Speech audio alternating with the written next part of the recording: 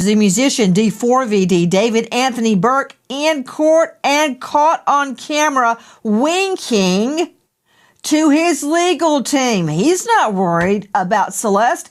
Somewhere in Los Angeles, a young man walked into court wearing an orange jail uniform and smiled. Not a nervous smile, not the expression of someone overwhelmed by what was happening around him. A calm smile. Then, according to people inside the courtroom, he winked at his attorney. He was very casual.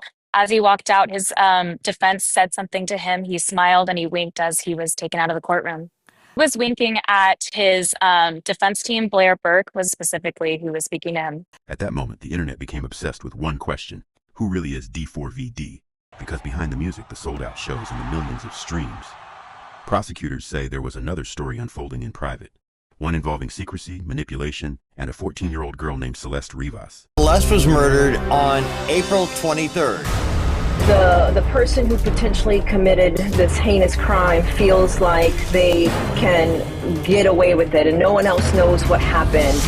And according to investigators, the warning signs were there long before anyone realized how serious the situation had become. Celeste was 14 years old. Friends described her as soft-spoken, emotional, and deeply attached to the people she trusted. She loved Hello Kitty, oversized hoodies, and spending time online like most teenagers her age. But investigators believe her connection to D4vd began years earlier. According to sources close to the case, he allegedly started communicating with Celeste when she was just 11 years old. 3 years later, prosecutors say that relationship had evolved into something hidden in plain sight. I media trained you. That's controversial. It's controversial of kids. Delete everything. Delete everything. Everything goes. Photos surfaced online showing Celeste around D4vd's family and inner circle. She appeared comfortable there, familiar, not like an outsider. And then one clip started circulating online. In the background of a video, a voice believed to belong to one of D4vd's associates appears to ask, "Are you still dating that minor?" The question was brief. Burke's family. There is D4vd, David Anthony Burke's parents, his sister, there's Celeste, and there is D4vd's brother, who, by the way, has used the murder to launch his own singing career. All these people knew Burke was with a minor. You hear his, we think, agent in one video say, "Are you still dating that minor?" And nobody does anything. For many people following the case, it changed everything, because it suggested that others may have known far more than they admitted publicly. Then investigators uncovered another layer to the story. Roughly 3 months before Celeste's death, her best friend says Celeste talked about wanting to leave home and go see D4vd. At first, her friend thought she was talking about an ordinary teenage relationship. She wasn't. According to statements later given to investigators, Celeste believed she might be pregnant. That revelation would become one of the most discussed aspects of the case. Court records reportedly reference conversations involving emergency contraception, fear of exposure, and concern over how a public scandal could affect a rapidly growing music career. Celeste Rivas' best friend said that in January, about 12 weeks before Celeste was murdered, Celeste was at her parents' home, and her best friend is sitting there trying to talk her out of running away because Celeste wanted to run away to David. Now, the friend thought she was talking about a classmate. She wasn't, but Celeste gave her the reason. Thought she was pregnant. Celeste tells her best friend, "I'm pregnant and I'm going to run away to David's." It is the shocking motive we've been waiting for. And timing mattered, because the same week investigators say Celeste died, D4vd was launching a major project and preparing for a wider mainstream spotlight. To prosecutors, that timing was not a coincidence. Then came the recording. A clip allegedly captured inside D4vd's residence began spreading online. In the background, a woman asks someone to explain what happened to Celeste. There's a pause. Then a voice responds, "Yeah, you killed her." Moments later, another voice says, "Yeah, me and David." It's kind of giving Harley Quinn. Okay. Aw, cute. I like it. And then, wait, we do this. Stickers. Stalkers. Oh.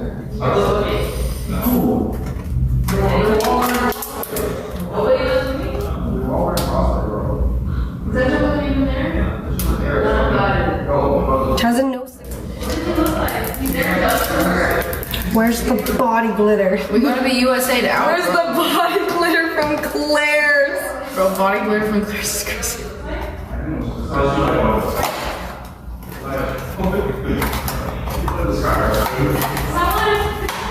Okay, clear glitter. Okay, chat. I'm gonna show you guys my. The audio immediately became one of the most debated pieces of evidence connected to the investigation. Defense attorneys later suggested the recording may not tell the full story. At one point, there were claims that parts of the audio could have been manipulated or taken out of context. But online, public opinion had already shifted. And the deeper investigators looked, the stranger the timeline became. Authorities later connected D4vd to several purchases and movements prosecutors considered suspicious. Investigators reportedly recovered a number of items they believe may have been connected to an attempt to hide evidence after Celeste disappeared. Digital tracking data also allegedly placed him in locations tied to parts of the investigation during late-night travel. Meanwhile, Celeste's passport was later discovered in Santa Barbara County, adding another unanswered question to an already complicated case. Investigators also examined reports of trips involving Celeste to places including Las Vegas, Houston, and London. The purpose of those trips remains heavily disputed. Then there was the courtroom appearance. People expected panic. Instead, they saw confidence.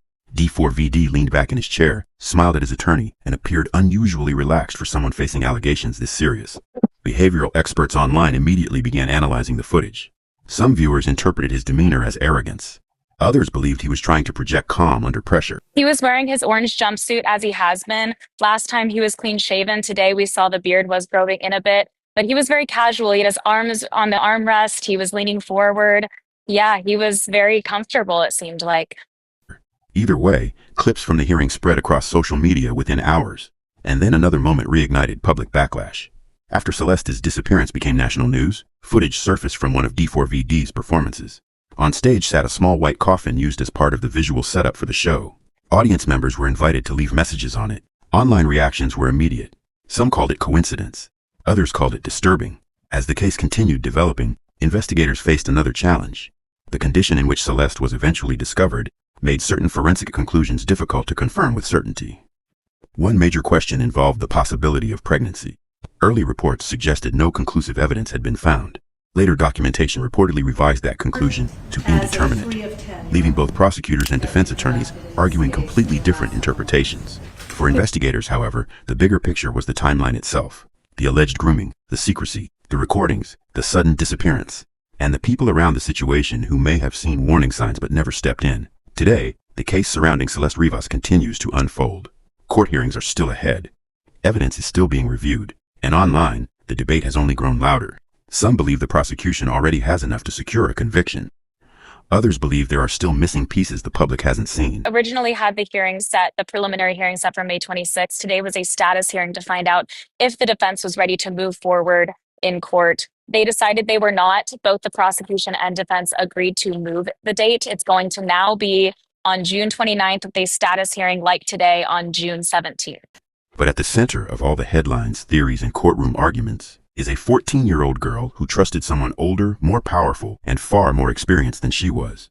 One message reportedly sent by Celeste before everything unraveled continues haunting people who follow the case. Things are getting so heavy. I'm scared about everything. They're starting to ask questions. For many viewers, that message changed the story from internet drama into something far more real. He had to pick his career or her, and he chose his career. He allegedly chose homicide. Nancy, this text breaks my heart because this is a little girl who imagines she's in a true and real relationship with David. You can just see it. Because regardless of what happens in court, a family lost their daughter. And a girl who should have been worried about school, friends, and growing up became the center of one of the internet's most disturbing criminal investigations. Kindly subscribe to help this channel grow. If you have any information related to this case, contact the Los Angeles Police Department. And if you know someone being isolated, manipulated, or controlled by an adult, don't ignore the warning signs. Sometimes the most dangerous situations are the ones people around us pretend not to see.